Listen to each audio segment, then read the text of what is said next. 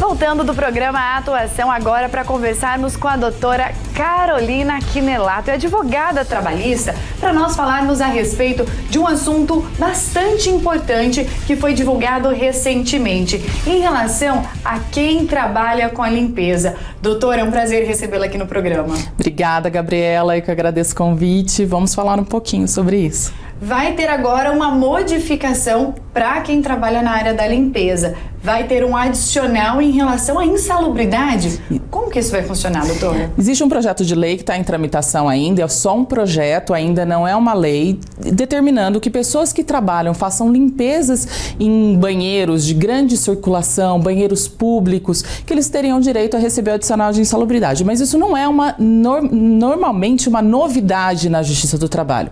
Existe uma decisão do Tribunal Superior do Trabalho, a súmula 448, que já determina exatamente essa questão. Então, pessoas que façam limpezas em banheiros públicos ou coletivos de grande circulação teriam direito a receber o adicional de insalubridade. Agora, a questão é definir o que a gente trata aí de grande circulação ou não.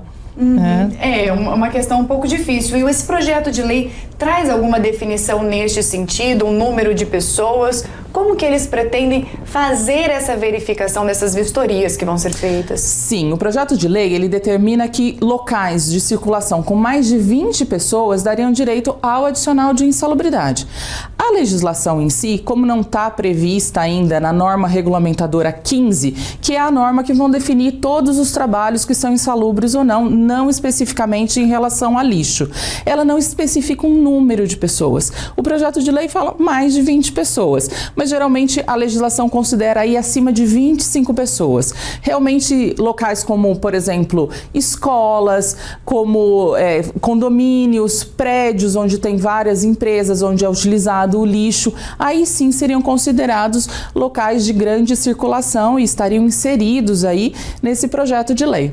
A gente verifica as questões até mesmo dos equipamentos de proteção individual, né, doutora? Que são extremamente necessários, a gente sabe, para fazer esse tipo de trabalho, mexer com esse tipo de material, é realmente necessário estar ali bem protegido. É importantíssimo, né, na verdade, o equipamento de proteção individual, porque aqui nós estamos lidando com a saúde dos empregados, com a saúde do funcionário, né? Justamente o lixo urbano, os dejetos, é em relação a isso, tem os agentes biológicos de um vaso sanitário, por exemplo, né? Então, utilizar bota de segurança, utilizar luvas, utilizar até máscara, são imprescindíveis. O que nós vemos muito, e é muito habitual, principalmente na nossa cidade, são empresas de limpeza que não fornecem todos os equipamentos de proteção individual necessários para os funcionários, os expondo aí a esses agentes insalubres que vão trazer, são nocivos, obviamente, para a saúde do funcionário. Sim, podem trazer doenças que são incuráveis. Exatamente. E doutora, esta porcentagem em relação ao adicional, de que forma com que isso vai funcionar? Até para que cada trabalhador possa entender melhor isso também, Sim. Tendo aí, cobrando o seu sindicato, a empresa onde trabalha, se isso realmente for uma lei aprovada. Sim.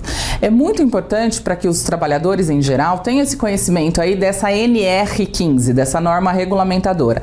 Lá estão especificados as atividades e os adicionais compatíveis. Para você chegar à conclusão se seria 10% sobre o salário mínimo, 20% sobre o salário mínimo ou 40%, que é o que o projeto traz, é necessário ser feita uma perícia no local para poder avaliar, né? Então tem ruído, porque a gente não está tratando só de agentes biológicos, Gabriela. A gente trata ali, quando se fala de insalubridade, de ruído, de calor, de vibração, de você ter contato com agentes químicos, porque, por exemplo, numa limpeza de banheiro, dependendo se for uma limpeza de um banheiro de uma obra, a gente não fala só de agentes insalubres, na verdade, né? Agentes biológicos. A gente fala também dos agentes químicos, então a utilização dos produtos químicos para fazer aquela limpeza, uma água sanitária que pode ser mais forte. A gente não está falando da água sanitária de casa, tá, pessoal? São outro tipo de produtos específicos para esse tipo de ambiente. Então, esse produto também pode dar a gente trazer aí o adicional de insalubridade. Agora, para saber se são 10, 20 ou 40%, realmente precisa de um laudo pericial, de uma perícia a ser realizada no local de trabalho. Doutora, e a gente observa hoje na cidade de Londrina, e eu falo isso em relação a matérias que nós já fizemos e trouxemos aqui para os nossos telespectadores de locais públicos da nossa cidade, como hospitais e até mesmo o terminal urbano, em que nós tínhamos uma condição muito precária, e aí a gente fala não só dos usuários, mas, por exemplo, eu não sei se a produção vai ter aí, uma imagem de mictório, aonde não tinha, foi quebrado, então, porque a gente sabe da depredação e todas essas outras situações que a gente tem, infelizmente, mas que existia um balde para coletar a urina e os outros dejetos que eram colocados ali. E essa fiscalização, isso foi exposto na mídia, essa fiscalização vai precisar, eu espero que a partir da regulamentação desse projeto de lei seja muito mais efetiva na nossa cidade. Sim, com certeza. Na verdade, o Ministério do Trabalho, ele precisa fazer essa fiscalização efetiva.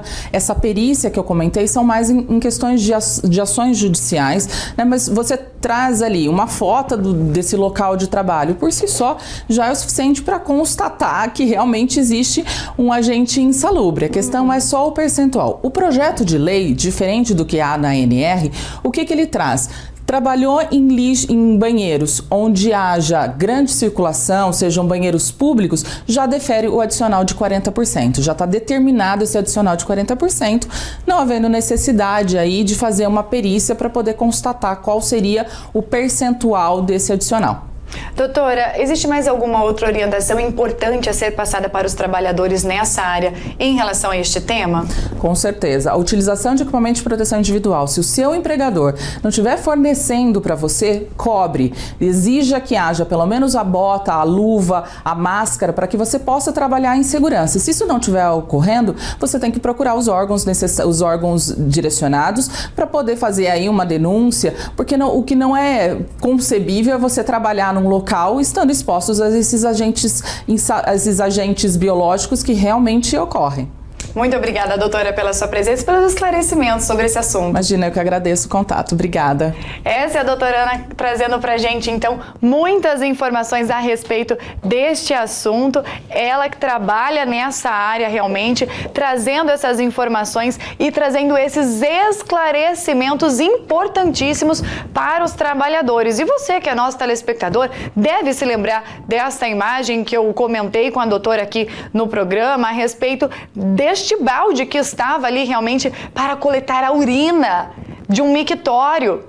Isso é um absurdo, inconcebível, e constata que realmente não se há uma fiscalização efetiva, firme, uma fiscalização que tenha verificado isso. E por quanto e quanto tempo essa situação não ficou desse jeito, até que se tomasse uma providência por parte das empresas onde isso acontecia. Então é por isso que é importante que cada trabalhador tenha essa consciência, porque o que nós estamos falando aqui não é, eu vou processar, não, é a tua saúde, é a tua vida. Se amanhã você sai desse emprego, você vai sair com uma doença, vai sair prejudicado, tá? Olha só essa situação. Veja só, onde que era isso aqui mesmo, produção? Era no terminal central da cidade de Londrina, este caso aqui, onde isso estava acontecendo. Me fala como que uma pessoa que trabalha com limpeza vai mexer nisso aí?